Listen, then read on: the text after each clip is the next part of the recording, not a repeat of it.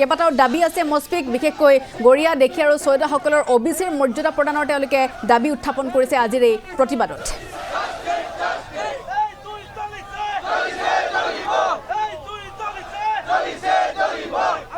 চব নিশ্চয়কৈ মই চচলৰ পৰা মই পৰিৱেশটো প্ৰথমে দেখাই লওঁ। এয়া হৈছে গৰিয়া মৰিয়া দেখি ছয়দ আৰু চাহ জনগোষ্ঠীৰ দুঘণ্টীয়া অৱস্থান ধৰ্মঘট আৰু এনেধৰণে এতিয়া শ লোক এতিয়া ওলাই আহিছে আৰু তেওঁলোকৰ যি ন্যায্য দাবী বুলি কৈছে সেই ন্যায্য দাবী চৰকাৰে অতি শীঘ্ৰে পূৰণ কৰিব লাগে বুলি কৈছে আৰু সেই আচলতে বিভিন্ন দাবী সমস্যা লৈ এইসকল প্ৰতিবাদকাৰী ওলাই আহিছে আৰু মই এই মুহূৰ্তত চচলৰ পৰা পৰিৱেশটো দেখাইছোঁ। মোৰ সতীৰ্থ হৰি বড়ো আছে, গতিকে মই তেওঁলোকৰ সৈতে কথা পাতিবলৈ মই চেষ্টা কৰিম।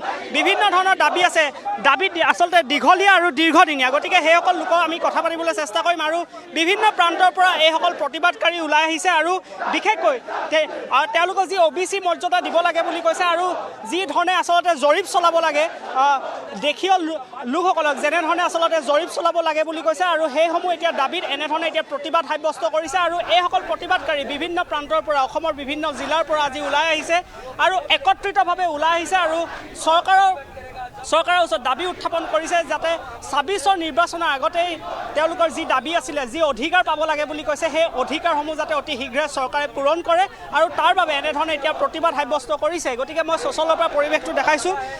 বিভিন্ন প্ৰান্তৰ পৰা অসমৰ বিভিন্ন প্ৰান্তৰ পৰা বিভিন্ন জিলাৰ পৰা এইসকল প্ৰতিবাদকাৰী ওলাই আহিছে, হাতে হাতে এনেধৰণে বেনাৰ প্লেকাৰ্ড লৈ এতিয়া প্ৰতিবাদ সাব্যস্ত কৰিছে আৰু শ লোক এই ধৰণে একত্ৰিতভাৱে আজি ওলাই আহিছে আৰু চচলত তেওঁলোক আজি একগোট হৈছে। গতিকে মই সেইসকল লোকৰ লগত মই অকণমান কথা পাতিবলৈ বিচাৰিম। গতিকে মই তেওঁলোকৰ নেতৃবৰ্গ আছে, মই অকণমান কথা পাতিবলৈ বিচাৰিম। খুব চমুকে ক'ব আপোনালোকৰ দাবীসমূহ কি কি?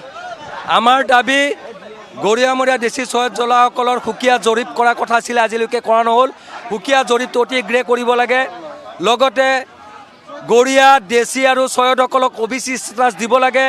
লগতে দেশী ছয়দ আৰু জলাসকলৰ উন্নয়ন পৰিষদ গঠন কৰিব লাগে।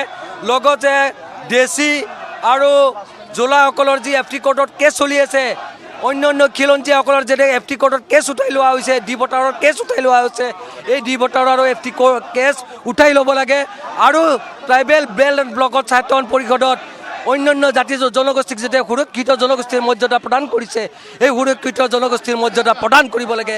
এইকেইটাই হ'ল আমাৰ মূল দাবী আৰু এই দাবীকেইটাত আমি অটল আছোঁ। এই দাবীকেইটা যেতিয়ালৈকে পূৰণ নহ'ব, চৰকাৰৰ বিৰুদ্ধে আমাৰ প্ৰতিবাদ, গণতান্ত্ৰিক প্ৰতিবাদ চলি থাকিব। ২৬ৰ নিৰ্বাচন সমাগত, গতিকে এনেধৰণে আজি প্ৰতিবাদ সাব্যস্ত কৰিছে। চৰকাৰলৈ কি আহ্বান জনাব? চৰকাৰলৈ আমাৰ এটাই আহ্বান, আমাক যিহেতু খিলঞ্জীয়া বুলি কৈছে, গতিকে চৰকাৰে আমাক খিলঞ্জীয়াৰ মৰ্যাদা দিয়ক। আমাক মুছলমান বুলি যাতে ট্ৰিট নকৰে। চৰকাৰে খিলঞ্জীয়া বুলি কোৱাৰ পিছতো একচুৱেলি আমাক মুছলমান বুলিহে ট্ৰিট কৰি আছে। যেনেকৈ বাকীবিলাক জনগোষ্ঠীৰ ক্ষেত্ৰত ধন্যবাদ জনাইছোঁ। চচলত এয়া প্ৰতিবাদী কাৰ্যসূচী, গৰিয়া মৰিয়া দেখি ছয়দৰ উদ্যোগত প্ৰতিবাদী কাৰ্যসূচী আৰু দাবী তেওঁলোকৰ OBCৰ পোৱাৰ, গতিকে সকলো ওলাই আহিছে প্ৰতিবাদ সাব্যস্ত কৰিবলৈ।